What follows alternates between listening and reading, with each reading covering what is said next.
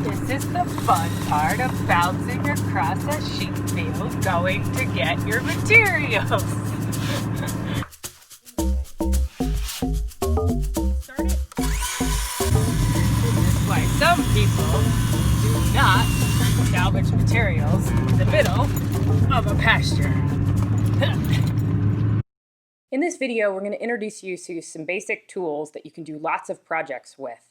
And we're going to also show some sample videos of how we're using those tools and techniques and tricks for ways we incorporate them. Well, one of the tricks with tools is, unlike moving rattlesnakes from around your building, tools are never going to jump out and bite you on their own. When you use a tool that's new and scares you, be sure to have confidence. It's not coming out to get you. You're going to hold it firmly. You're going to press down firmly. You're going to be assertive. That will actually keep you much safer, especially when you're sawing. In these videos, I'm sure at points I will demonstrate something where I'm being a little too cavalier with my tools, and I'll try and point that out. But I always, always, always try and keep track of where my fingers are in relation to what I'm doing. So for tools, you're probably going to need gloves, set of hearing protection, and some eye protection, and coffee. Always coffee. And then you'll need a good tape measure. Probably, I like a 25-footer. I like it to be pretty stiff so that I can measure long things. And I also like it to be all standard, not metric. You'll need a pencil for marking, some sort of utility knife for all sorts of various projects, including sharpening your pencil. Utility knives are probably the most dangerous tool here because you forget that they're super sharp and you get complacent. Hammer. This one's kind of nice because it has a waffle head. And so that grips the nails. And then a pry bar, flat pry bar. Okay, so long legs, short arms.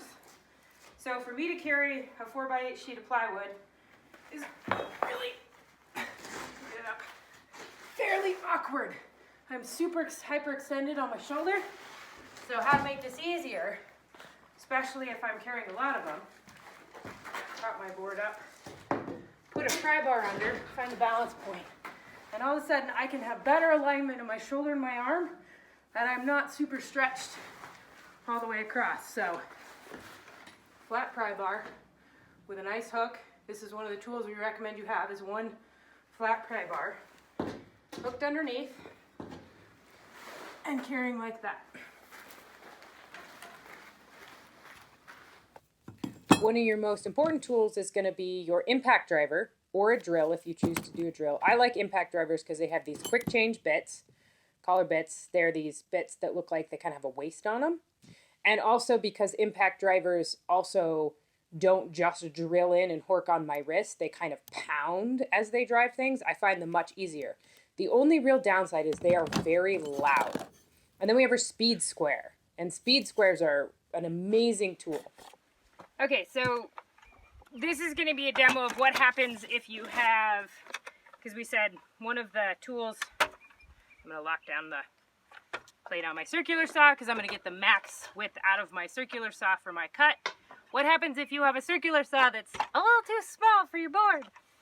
Not a problem. You're just going to have to actually roll your material to get through, and then you might need a handsaw at the end, which I didn't bring my handsaw out. But so how we're starting with this is I'm going to start by making a mark where I know I want to cut and using my speed square to go off the square edge. And then I'm going to make my first cut after I put on my hearing protection. I'm going to put my speed square where I want it. My fingers are well out of the way. I have my safety guard on my circular saw and my trigger that I cannot hit until I hit my safety. And then I firmly press down and I soften my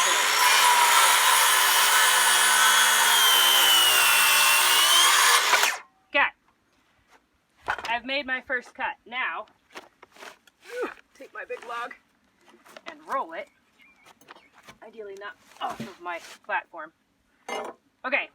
Now that I have a cut, I need to use my speed square and continue that cut around. So I'm using my speed square to trace my cut around. And then I'm actually going to turn around and cut from this side so that my blade starts in my pre-existing cut and cuts towards my new wood. So I'm going to turn my back on you.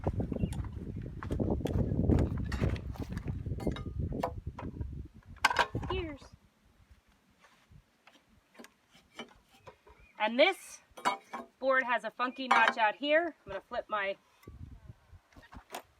make sure my board is secured. Flip my speed square around. Check to make sure that my blade is going in. Pull my blade back past where I cut and then start it.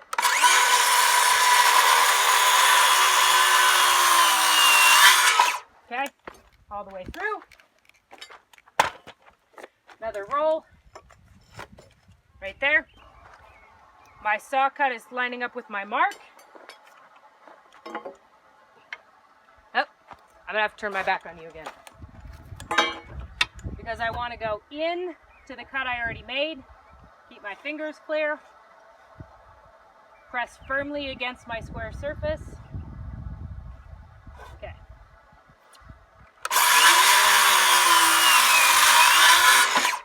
All the way through. So now I have just a little piece of wood holding up. Thank you so much, Marco. And so this is where I need my handsaw to finish out the very last little bit remaining.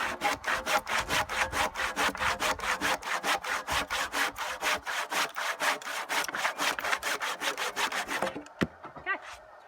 And there's my cut using a circular saw blade that only goes about that far through my wood. I can cut much bigger wood when I need to. If I have really, really big wood, I'm gonna do the same thing. I'm just gonna have more hand sawing in between.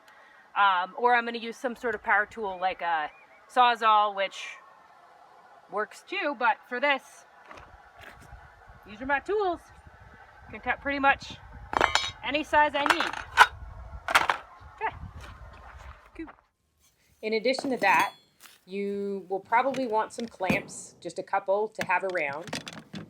If you're doing any remodeling, a stud finder is going to be essential. Those find the wood studs in your walls so you can drill into actual wood studs. For almost all projects, you should have a little torpedo level. It doesn't have to be super huge, but then you should also have probably at least a 4-foot level. And that's one of the few tools I recommend probably buying new rather than used, just to make sure it's actually level. And then the multi-tool, man, these things are handy. So we use these. They have interchangeable blades, so you can use these for tile, metal, wood, all sorts of things. These are a super duper handy tool. And Margot will demo one. Okay, I'm muting the noise to save your ears. The one thing about multi-tools is they are very, very loud. And in addition to that, a set of drill bits, it doesn't have to be super extensive. If you need something more specific, you'll buy it. And then, of course, our circular saw. This particular circular saw is a little heavy for me. It's a double battery one versus the one I demoed earlier.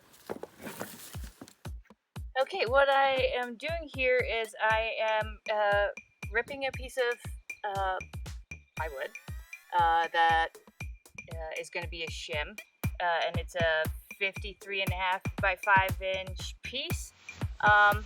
To make this cut on this flimsy board that is hard to stabilize on its own, I have placed it on something real like a solid board with the edge that I have to cut overhanging by an inch. And then I have screwed on this other board on top to help guide my saw, because my speed square that I normally use to guide the saw obviously is not long enough to cover it at 53 inches. So this will help me stay straight with my saw. Great. What about setting your saw? Okay. So to prevent cutting anything accidentally that's underneath here, I have set my saw to a pretty shallow depth here, so that it's deep enough that it'll go through this plywood, but not so deep that it's going to catch anything under. Okay, you want to show how you tested that on your board? Well, you look at, place it on the board. You can lift up your guard and then make sure that the blade goes all the way through. And to set it, you open this and then you can move this plate. I have it set right now, so I don't want to undo and redo. Awesome. Thank you. Yeah, thanks. We try to build absolutely everything we can with screws so we can take everything back apart. These are star drive, structural grade, exterior screws that we use for most of it. This is a number 10 by 4 inch. You're going to need the inches you need for the depth you need to drive, but a 10 is a little thicker than we built most of it. We built most of ours with a number 9. Putting my 2x4 studs up in place, I'm going to be toe screwing them. And this is a particularly hard old stud. So I'm actually going to pre-drill. I'm pre-drilling at a 45 here. These are my toe screws. I can screw through the other direction as well. This is just going to help me. I'm really trying to line up straight. I don't want to kick the stud over because I'm building a pocket for a beam for my wall. And then I turn my stud around, put it into place. One of the problems with toe screwing is because I'm going in at an angle, I am likely to send my wall stud forward when I suck everything down. So I'm going to start a little bit past this plate, knowing that as soon as I suck this screw down, it's going to pull my whole stud forward and in place. And my battery's going to die. But I have that in place. It's pretty square. Then I'll turn around and do that same thing from the other side. Because I'm using an impact driver, I actually have little drill bits that have special impact driver attachments on them, which makes it really fast changing back and forth. A few more tools I like to have on hand are a set of adjustable vice grips. They can grip onto bolts and things as I need, as well as this adjustable wrench. And then a set of needle nose pliers or various tools like that. And then after that, you can borrow, you can buy as you need, you can Craigslist, or rental centers are great places for tools. Okay. Not just underground. What we're demonstrating here is we've attached this wall stud on the far side and we've attached it straight. You can see this whole, we asked for their twisted lumber. We asked to get a discount by using their twisted lumber, and we also don't want that lumber to go to waste. So now we got to work with the twist that we got. This board has spiraled. So Margot has put a screw through the very bottom. The bottom of this is tacked. Now I'm going to use a pipe clamp to actually try and twist this top over. You can make a board clamp by screwing boards on this and leveraging on the screws. You can make all sorts of things. I just happen to have pipe clamps, so I'm going to use them to twist. The catch for me is always remembering which way am I working on it. So if I go this way, then I can lift up, which is what I want to do.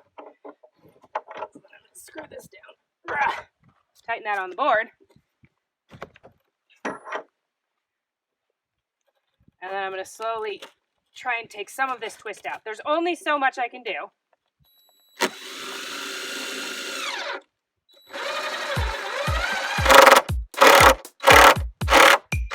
Okay, and can you put a third screw in the middle of that? Yep. A little bit of a crack there, so I'm going to go a little below that. Awesome.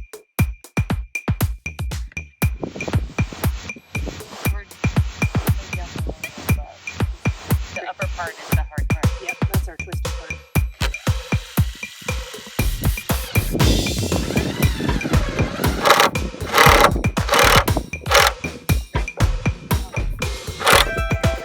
Okay. And so then we're still a little bit off of our mark here, which when we go to put in our drywall, we will hopefully we still have 1.5 inches to hit because we're actually working on the inside of our wall right now. The outside of our wall is hitting enough on our sheathing marks, and we've taken most of this twist out. And so that's how we're working with a twisted lumber. If I were remodeling and I got into here and this lumber was twisted, it was already attached, and I knew I needed to put something in, I would then just go and add blocking wherever I was working.